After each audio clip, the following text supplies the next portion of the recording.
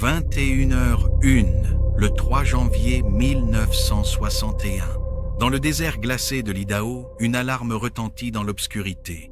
Ce n'est ni une cloche, ni une sirène.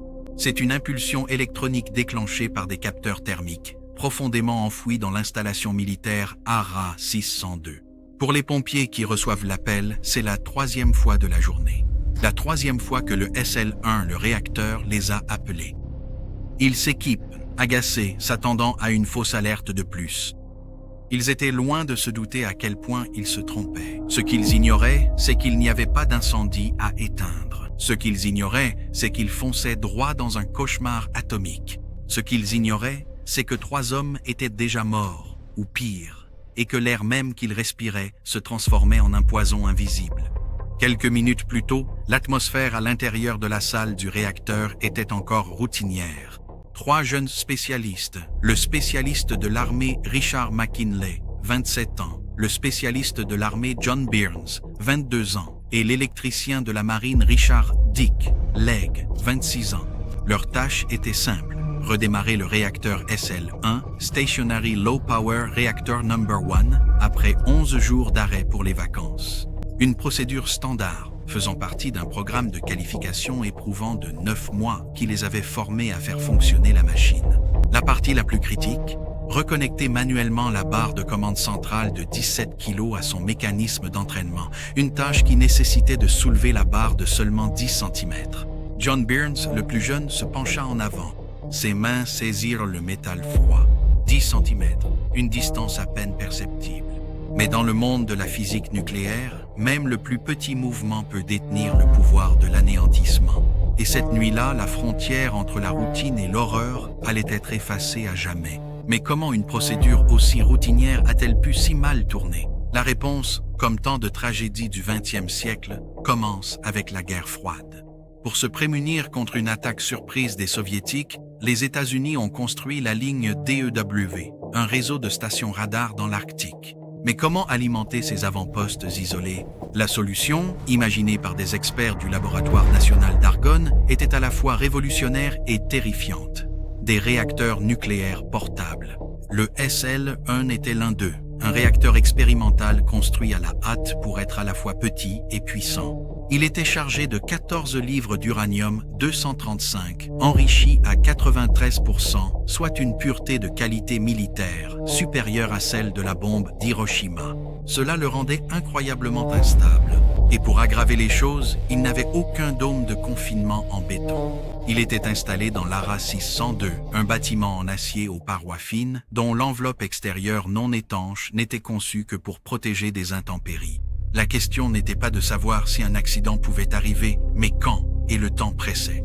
Pour contrôler l'instabilité, les ingénieurs insérèrent des bandes d'aluminium bore dans le cœur, une sorte de poison absorbant les neutrons.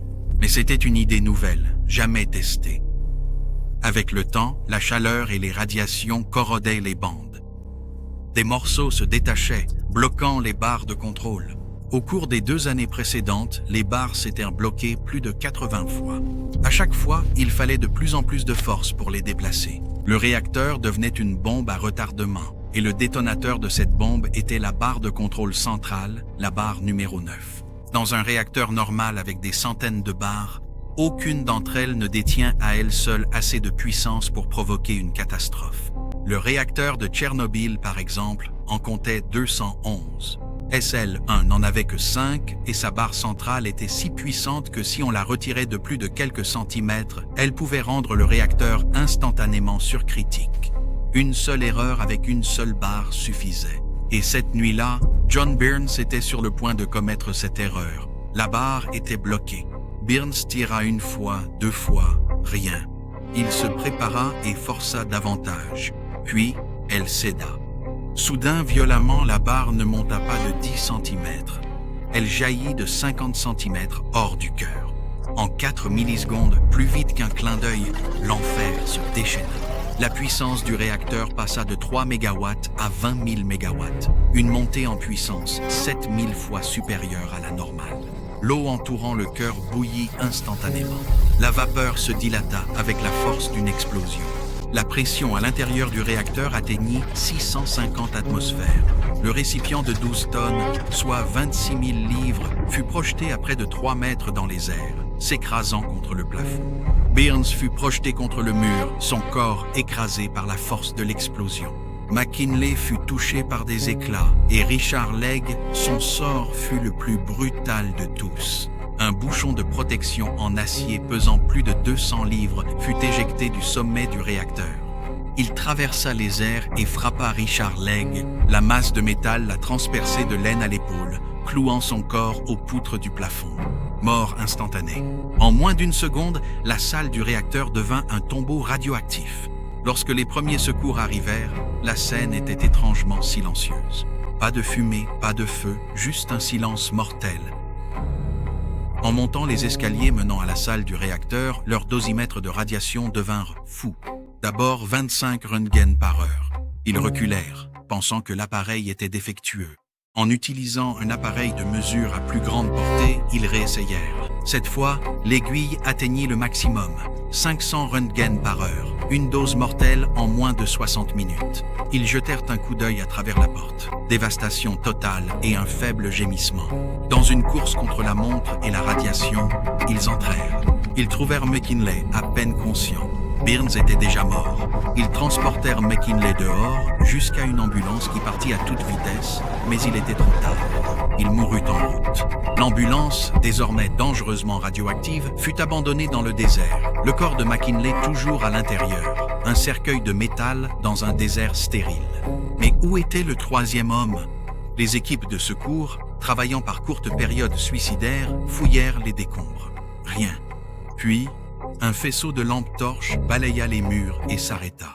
Là, au plafond, ce qu'il pensait être un morceau de métal tordu s'est avéré être une silhouette humaine.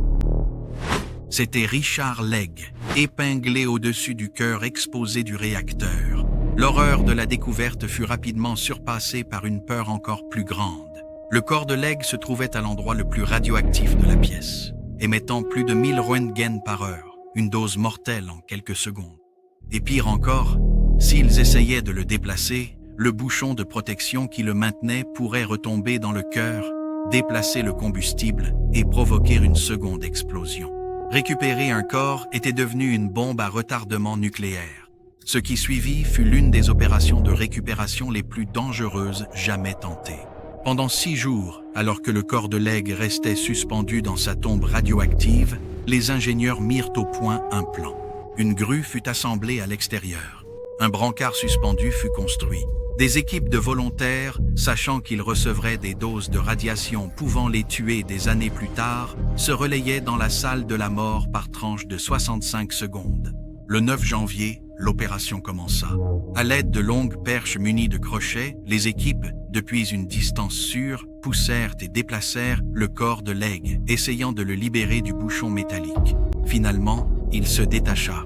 Son corps fut guidé sur le brancard et lentement extrait de la salle du réacteur. La mission impossible avait réussi, mais le coût humain continuait d'être comptabilisé. Les corps des 3 hommes étaient tellement radioactifs qu'ils ne pouvaient pas être enterrés normalement. Ils furent scellés dans des cercueils de plomb qui furent ensuite soudés à l'intérieur de voûtes métalliques puis finalement enfermés dans du béton. Des tombes dans des tombes pour contenir un poison qui resterait actif pendant des milliers d'années. L'enquête officielle n'a jamais déterminé exactement pourquoi Byrnes avait tiré la tige aussi loin. La cause la plus probable était un blocage mécanique qui l'a forcé à tirer plus fort. Mais des rumeurs ont persisté pendant des années, spéculant sur des tensions personnelles entre les hommes, y compris une liaison présumée impliquant la femme de l'un d'eux et un autre opérateur. Jamais prouvé, ces commérages ajoutent une dimension humaine tragique à la catastrophe, suggérant que la distraction ou la colère ont pu jouer un rôle dans ce geste fatal. Quelle qu'en soit la raison, l'accident du SL en a été un réveil brutal. Cela a forcé une refonte complète des protocoles de sécurité nucléaire menant à la règle de la tige unique, garantissant qu'aucun réacteur ne puisse plus jamais devenir critique à cause d'une seule erreur. Aujourd'hui, il ne reste qu'une stèle solitaire dans un champ balayé par le vent, une tombe pour 3 hommes et pour une ère d'innocence nucléaire qui s'est achevée violemment cette nuit de janvier. Un rappel que dans la danse avec l'atome, un faux pas peut mener à l'éternité.